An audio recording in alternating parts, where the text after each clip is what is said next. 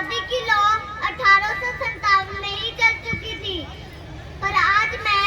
1965 उस दौर की बात करूंगी जब जंग में अपने सुहाग गवा देने वाली औरत, जब घर के हालात ये हो जाया करते थे कि प्यार भी भरपूर गया, मांग का सिंदूर गया, नन्हे नौनिहालों की लंगोटियां चली गई, छोटी छोटी बेटियों की चोटियां चली गई, बाप की कमाई गई, भाई की पढ़ाई गई। ऐसा एक विस्फोट हुआ, पता ही चला नहीं, पूरे जिस्म की तो बोटियां ही चली गई। और आपके लिए तो एक आदमी मरा है साहब, और आपके लिए तो एक आदमी मरा है साहब, किंतु मेरे घर की तो रोटियां चली गई, मेरे घर की तो रोटियां चली गई।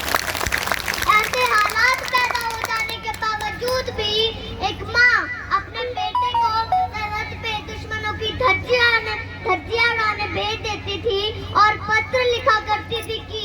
अम्मा ने खत लिखा है बड़ी चाव से, पुत्र मेरे घबराना जाना, एक इंच भी पीछे न हटना, चाहे इंच इंच कट जाना, चाहे इंच इंच कट जाना। इसी प्रकार उस दौर में पूरा परिवार अपनी देशभक्ति निभा रहा होता था,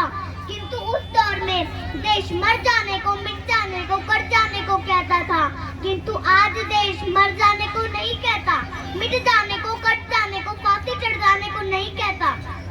बल्कि मेरे विचार में तो जो व्यक्ति अपना काम पूरी ईमानदारी, पूरी लगन और पूरी मेहनत से करे वही सच्चा देशभक्त है। मैं नहीं मानती कि व्हाट्सएप और फेसबुक की डीपी को